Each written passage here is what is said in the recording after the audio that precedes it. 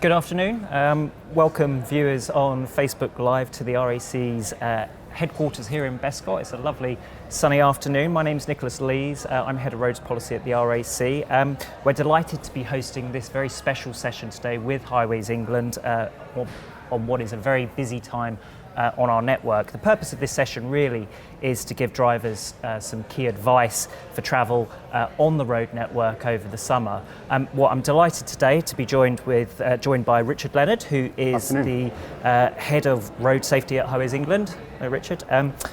Andy Perrett, who is an RAC Patrol Manager, and Hannah Moffat, who is a Highways England Traffic Officer. So, good afternoon. Good afternoon. Thanks for joining us, guys. Yeah, thank you.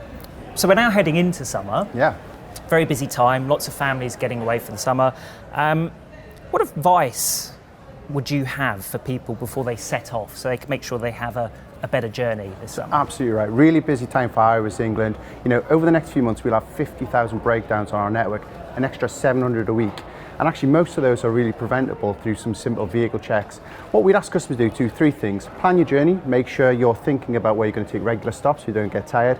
Make sure that you do some simple vehicle checks. So I was talking to Andy, who's going to tell you a bit of simple tips in a moment. And make sure you're prepared. So, you know, things can happen on our roads. We can have incidents, we can break down. You know, make sure you've got some food and water in your car. Make sure your mobile phone's charged. So if there is an incident, you can call for help or you can be safe and comfortable in your car. And Andy, we're just talking about some things you can do just to prevent those breakdowns. Yeah, just to echo what Richard was saying, really, it's more for us. It's about prevention. A lot of breakdowns that we attend could be preventable with some simple advice. So at the RAC we adopt something called forces, which is quite simple. So first of all, F for fuel.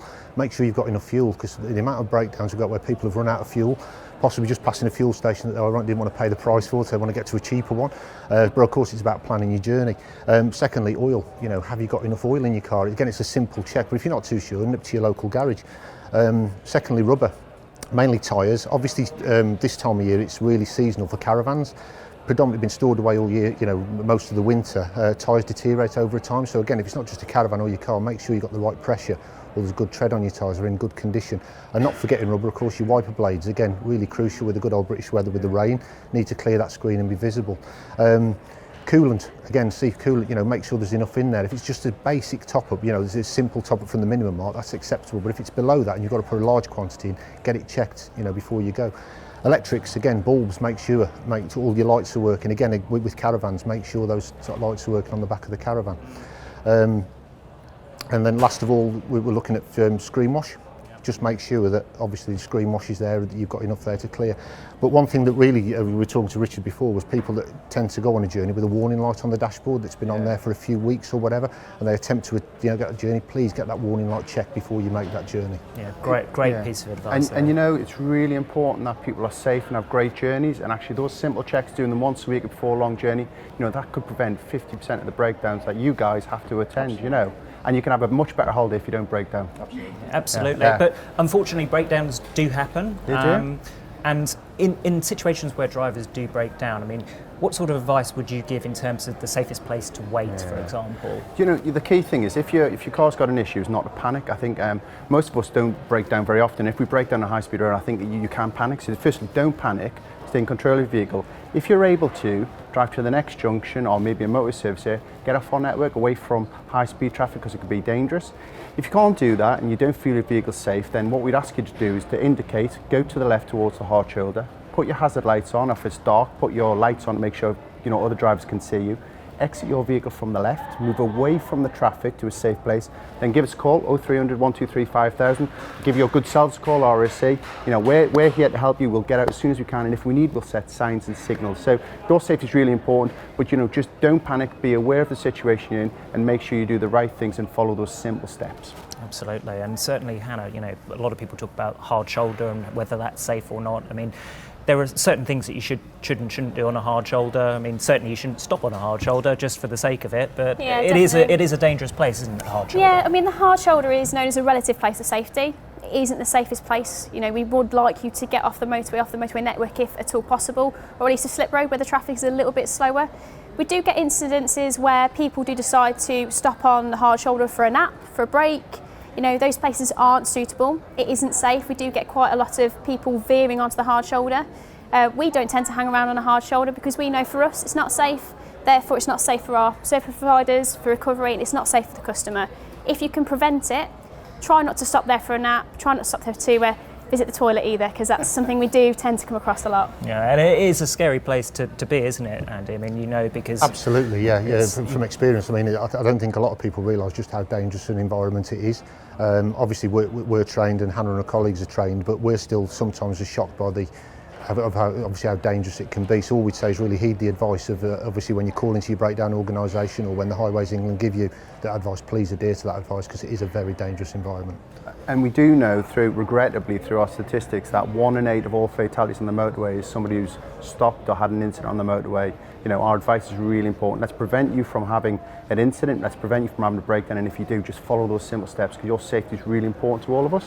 Yeah, absolutely. I mean, there are many motorways now, or stretches of motorway, Richard, which don't have a permanent hard shoulder and don't have a hard shoulder at all. And certainly, if you break down in a live lane, that represents different challenges as well. But Highways England does use technology to be able to detect people that do have a breakdown in a live lane. So we do. So if you break down in a live lane, the first most important thing is keep your seatbelt on. If you can't get to one of our emergency refuge areas, which are clearly signed and have coloured surfacing, call 999 straight away, notify us that you're in an incident. We then can detect the vehicle, we can put CCTV on, we'll set signs and signals to make sure you're protected through a red X. We'll slow the vehicle traffic down, but we'll also send our traffic officer service straight away to you, to get you to a safe place. And if you do break down, again, stay calm. Make sure you stay calm and stay in your vehicle, especially in a live lane. Emergency refuge areas are provided every kilometre and a half. We're reducing that distance to a kilometre, and we're also doing new technology, stop vehicle detection, looking at how we can detect those incidents more quickly. So there's a whole overlay of systems which try to protect you and to make sure that we're monitoring through our regional control centres, and our traffic officers are there to support you.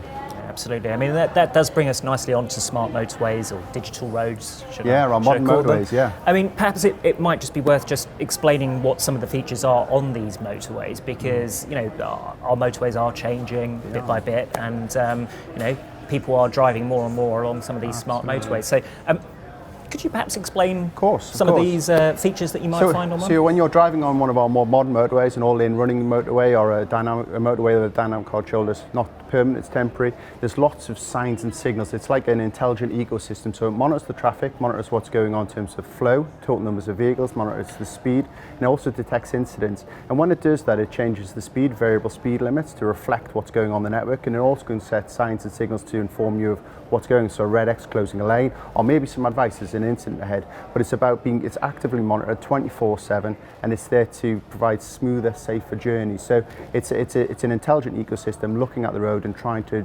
balance off the road and the needs of the road users. Absolutely, and certainly variable speed limits are part of that, and they make a big difference, not just from a safety point of view, but in terms of managing congestion. We've had some questions from members of the public about variable speed limits and speed cameras that are on some of these stretches. The cameras on these smart motorway stretches, presumably those change whenever the limit changes? Absolutely. Okay. So the variable speed limit's there to control and smooth the flow of traffic through the network. So you get extra capacity and you don't get flow breakdown. We call it shock waves, where people are driving too fast. But it is enforced. So there are cameras on our network which are enforcing variable speed limits. If you go under a variable speed limit, the police will make a decision whether you are giving penalty points, or you're giving a fine, or maybe a driver offender retraining scheme. We also have lots of cameras on the network which are monitoring the network for your safety if there's an incident, or maybe if they want to see what's going on in terms of the network and how it's flowing. So the network's controlled, it's monitored by our regional control centres, and if anything occurs, then we set signs and signals, we send our traffic officers to deal with those incidents. Absolutely, and of course it's not just about the speed limits, it's about the red X's too now. Yeah, definitely. Highways England, the police will begin enforcement of red X's, and this is something which is, very, very important to drivers, because there's nothing more frustrating than sitting in a queue and then someone is disobeying the red X and they're driving past. But actually, there's a really important safety feature about so red these. X are set for a really important reason. They're set because there could be an incident ahead, somebody could be harmed. There may be some debris in the road, which we're trying to protect you from driving over and having an accident. And they're also set for emergency services or maintenance vehicles, so we can get the road reopened as soon as possible, or can get people who are armed. So it's really important that customers understand Red X is set for a reason. And we know through insight work that the vast majority of customers know exactly what a Red X is. But what's really important, we've been doing lots of education over a number of years. We've sent over 200,000 warning letters to people saying, this is how you drive under a Red X, this is what it's for. We're moving to a situation now where they are enforced through our cameras.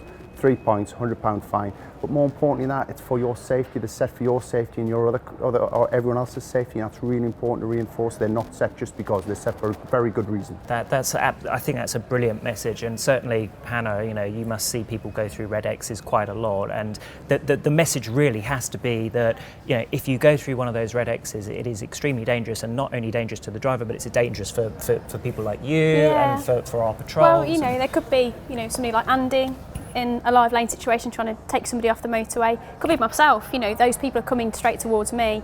We have had incidences where people have breached those Red X's and they have come up straight behind us. It is scary. We don't play with traffic for fun. We are there to create a nice, safe environment. So our safety, as well as the customer safety, is paramount. And that's what we're trying to get through with this Red X campaign. Is it's there for a reason. We don't put it there for for fun, really. And from your experience, what are some of the worst sort of elements or examples of bad driving that perhaps you've seen over the last few years? Well, we see it every day. You see lots of people staying in the middle lane when there's plenty of space to move over to the left. People using the vibra line maybe to stay awake, and we could be sitting on the hard shoulder dealing with an incident. Bear in mind, I drive a nice large liveried vehicle. People still decide to cut across me to go onto an exit slip road. So there is still lots of examples of speeding. There is still poor driving, undertaking on hard shoulders. I know we discussed that earlier. People do tend to do that. And it doesn't really surprise me anymore, but it is still out there. And it's very unfortunate because they're going to be the people that cause somebody else to potentially have an accident. Well, I have to confess, I saw somebody undertaking on the hard shoulder this morning on my drive up, and I was pretty shocked, but obviously it is more common than we think. People tend to use a hard shoulder to go past a block which you may have put in place, and that's not safe for me. I'm going to be standing in that hard shoulder, watching the traffic, making sure nobody's pushing past. So please just obey the Red X's and don't use the hard shoulder. It's a really bad habit. And it's really interesting that when we do customer insight and talk to customers, 94% of them feel safe, but they talk about other driver behaviour. They'll say, we've done what you don't like about the driving behaviour, and they say people tailgating, people not indicating, people following too close. So actually, drivers are telling us that this sort of behaviour they don't like, and actually what we're trying to say is we've all got a role to play in being safe and courteous drivers, because most people are really considerate. It's just a minority which are just as you say, a little bit reckless sometimes, a little bit dangerous. Yeah, and certainly when it comes to reckless and dangerous driving, the majority of drivers are safe. Absolutely. And we all, sometimes those safe, considerate drivers like us, we have people that are tailgating us, and that can be very intimidating. Do you have any advice as to what to say to drivers when you've got that inconsiderate driver behind you that is menacingly up your backside? Yeah, and we've done work with customers, and they tell us that it feels frightening and intimidating, someone tailgating them. Our advice is simple: if you're driving compliantly, if you're in the right lane, driving at the right speed, don't panic, don't react to somebody who's being aggressive. Indicate, move left when you're safe to do so, and let the vehicle pass you. We're also doing lots of work around tailgating, so we've done a campaign, Stay Back, Stay Safe, and we want people to ask that fundamental question. If you're driving, if somebody stopped in front of you because of emergency, could you stop? It's a really important question to ask, because we know 1 in 8 of all casualties on our motorways are because people are following too close to the vehicle in front. That's a statistic. It's a shocking statistic. And we can all do something about that. A little bit more space between the vehicles, and you increase your chances of stopping in time. And of course, weather conditions are very important in stopping distances as well. You've got to make sure that if the road is wet, slippery, icy, it plays. There are all sorts of different factors, but just maintain that safe distance. And just think about the road environment. The road environment changes. In the winter we have low sun, so make sure you've got some sunglasses. When it's wet, make sure you increase the distance. Be prepared for journeys, because unexpected things can happen. And actually, most of us want to get to a destination safe and well. We don't set out, and actually there are simple things we can do to reduce our risks. Keeping a distance, being prepared for your journey. If you break down, knowing what to do. Brilliant. Some really good advice there. just going to move on to some questions that we've had in from members of the public. There's a lot on smart motorways actually, which is a very popular subject. Someone's written that they drive on a smart motorway every day and they don't see many HGVs using the hard shoulder when it's open, or even presumably the all-lane running as well, lane one. Is that why do you think that is? Do you think that people are still slightly nervous about using the hard shoulder when it's open? So it depends on the hard shoulder. So it might be because it's a lane drop. So and the dynamic hard shoulder is open temporary and it's a drop from the next junction. So the HGVs who drive that route really regularly know to stay in lane 2, so they're in the right lane. Our advice though, and we are listening to customers, is that we want to encourage drivers to use the road correctly. So if that lane's available, then we want everyone to move left because we use the capacity of the road the best we can. So our advice is that there might be specific reasons, but actually stay left, be in the right lane for the traffic, because that gives us all smoother, safer journeys on our roads. Absolutely, and I think, you know, again on smart motorways, that we have had some questions about what happens in instances where there is no hard shoulder and how emergency vehicles can get access to a potential accident that might have happened. Highways England would have processes and work alongside the police, presumably, to make sure that access is there. Yeah, definitely. I mean, if there is an incident, we tend to put the red X's on the lanes that are affected, and we usually have about 2 kilometres worth of distance of warning drivers that there is something up ahead in that lane, so there's plenty of time for them to move over. So that creates a nice sterile environment for the emergency services, ourselves, to attend that incident and create a nice sterile area. It might be that we produce a rolling roadblock to that area, and that means that from the junction before the incident, the emergency services can do what's called reverse access. They can reverse down into a sterile area. Once cameras have said, yeah, there's no traffic coming between us and the incident, then they can use that as a way of accessing something from the junction previously. And presumably a lot of the technology which you spoke about, Richard, earlier on is key to all of this. It's about allowing emergency vehicles to have the access, checking that the road is safe for them to go down and attend any sort of incident that's happened. Yeah, and signs and signals are set to notify customers what to do and drivers what to do, but also they're set so your colleagues can go down the road, or traffic officers can go down the road to create a safe environment. It's about creating a safe environment. So the signals are set for a good reason, to create a safe environment so we can get the road open as soon as possible so everyone can get on their way. Yeah, I mean, there are also some questions about why hard shoulders are being removed and why we're so reliant on these overhead signs. I mean, there is a difficult balance to be had here between improving reducing congestion, improving capacity, and utilising technology to benefit, to get the maximum benefit. I mean, is there any sort of key thing that you would say to people that are nervous about driving on a motorway where there's no hard shoulder? Is there something that you could say, well, it is safe? The evidence is from the M25, 3 years before and 3 years after that, they meet their safety objectives, that they're as safe as a motorway. And actually the evidence from the emerging schemes, the additional all-lane running schemes, are that those benefits are being found elsewhere. So we're encouraged by the work. We've got to do further work on the statistics, but we're encouraged that the safety case is positive. But we are looking at how we further improve our ELR section. So stop vehicle detection, which we've been working on the M25 and M3, making sure our ARAs are spaced more regularly. They were 1.5 kilometres, they're now a kilometre, and making sure they're more legible.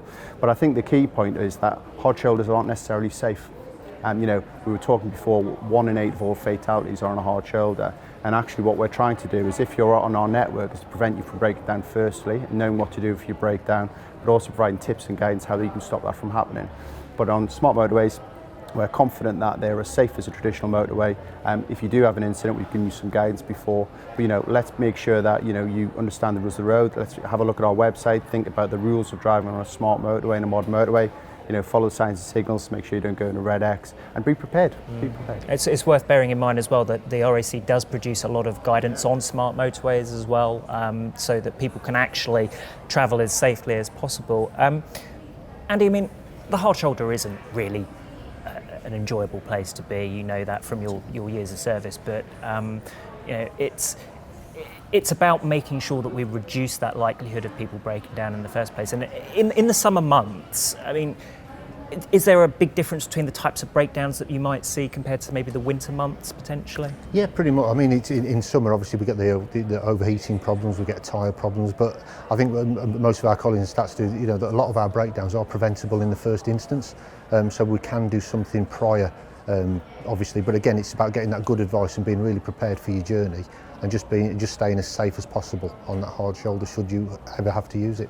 Yeah, absolutely. We've got a couple more questions coming in actually from the public, and this actually relates to signage on smart motorways. There's some people that are saying that actually the signs are a little bit inaccurate and that they don't always reflect the true conditions of what's happening on the road ahead. Is that, do you often get sort of complaints about that, Richard, or is that... So we have had customers telling us that they don't understand why the signs and signals are set. So we have systems in place. We are improving our signage. We are listening to what customers are telling us. So we have been doing work about improving the signs. We set how we set signs. There's lots of work on that sort of space going on now. So we are listening. The second thing is that we need to check if there's a report of an incident. We do need to check to make sure there's not, say, a pedestrian road or debris road. So we do set the signs until we can confirm whether something's been reported by a member of public. Needs to be addressed or not. So it's for your safety. We don't set them lightly. We're improving how we do set them, but actually there's a reason that may not seem obvious to the public, but there is a reason why we set them. And Hannah's probably had lots of calls out, can you go and check there's something on the road, and actually there's not been. But imagine a scenario where we didn't set those signals and there was a tyre debris in the road, and we thought, well, it might not be there, could be catastrophic. And I think also that just comes on to, someone's asked us a question about 40 mile an hour variable speed limits. Yeah. Now, we've had a complaint, we had a comment come in saying, why do we display 40 mile an hour speed limits if there's nothing going on ahead? How would you respond to that? So it depends. So you will generally have a countdown to a 40 mile and not be straight to a 40. It depends on how the signal's set and where you are in the sequence. So if it's a 40, we're trying to reduce the speed down so we can understand what's ahead of you. So they are set for a reason. They're set for safety, and they're set so we can manage the incident and make sure the road's safe. It might even be that we've come and cleared an incident already and it's just waiting for those signs and signals to just be reset. Yeah. So it could have been as quick as you're travelling through and we've already cleared it and it's just waiting for those just to have that moment to just be quickly reset. So there's always that possibility as well. And this is technology that will continue to improve and continue to get more accurate, and I've seen it myself when I've been travelling that sometimes the signs aren't as up to date as they perhaps could be, but I think that perhaps they're getting better, and Highways England are listening to this, I think. Yeah, absolutely, we are listening. Customer service is one of our key priorities and imperatives. We are listening and we are doing work to improve our signs and signals across the network. Okay. We've just had some other questions coming in actually about the Slow Down Move Over campaign. Which is something that the RAC is positive about. Highways England as well, I'm sure, are very positive definitely. about. I think it's about getting that message across to drivers that if you see a broken down vehicle, you see patrols that are there, then slow down, and if it's safe to do so, move over, and then drive on safely. And that's certainly something that we agree with, but I think it's a very important message, isn't it? Because we've spoken about the hard shoulder being a relative place of safety, but it's still unsafe, and certainly when you've got HGVs rattling past you at nearly 60 miles an hour, it's quite frightening. It is, yeah. Me and Hannah were talking earlier around, the one noise that you'll never forget is the noise of a vehicle on that, what they call the rumble strip, which is obviously that solid white line over the hard shoulder. It's really quite deafening when you can hear that amongst all the and that is really quite frightening. So again, we just ask people, if you see any activity on the hard shoulders, please, simply if it's safe to do so, just signal and move over, just give everybody plenty of room to work. I say we don't really want to be there as long as necessary, but at the end of the day we all want to go home to our families at the end of the day. Yeah, and that's the key message, isn't it? I think it's about, for drivers, about understanding that there are people that are working on the roads, and sometimes drivers don't actually understand. They just see road ahead of them and they think, well, it's safe. I think putting faces, to our job roles is really important, because we have families, we want to go home, and customers want to go home to their families, HGV drivers want to go home to their families. We want everyone to be safe on the road. Myself, my colleagues, everybody else that we work with, it's important that we all work together to achieve safety as one of the key critical messages. Yeah, and Richard, if you are unlucky enough to be involved in an accident, which you can walk away from on the motorway network, do you guys have any sort of advice for people about what to do in a particular situation like that? It's very similar to breakdown. We have incidents where people will have a minor bump and they'll get out of the vehicle and decide to exchange details. That's not what we want you to do. What we want you to do is, if you have a minor bump and you're safe, and it's really important that you're safe and medically fit to do so, and your passengers are, that you move away from the network, go, similar advice, get off the network or onto the hard shoulder and away from moving traffic. But it's really important that if somebody's harmed or injured, call 999, get the emergency services, don't move them, especially if you think there's something spinal, don't take off a motorcyclist helmet especially as well. So, it depends on the nature of the incident, but, collisions can happen. And again, don't panic, and just be mindful of your circumstances. If you're on a fast road, accidents can happen. We know from the statistics they happen. Be pragmatic, be safe, follow some of the advice we've given you about breakdowns as well. Your safety is really important. Yeah, absolutely. Some really great advice there, guys, actually. And, I think over the summer, the most important thing is to do the vehicle checks, make sure that your vehicle is prepared and to drive safely on the motorway. And of course, you've got the advice on Highways England's website. The RAC also does have some advice on our drive pages as well, and I guess from all of us we just want to wish everyone a safe trip this summer. A good holiday. A good holiday as well, and good weather. And good weather. It's nice today. Nice today. You never know. Thanks guys. Thank you. Thank you very much. Thank you.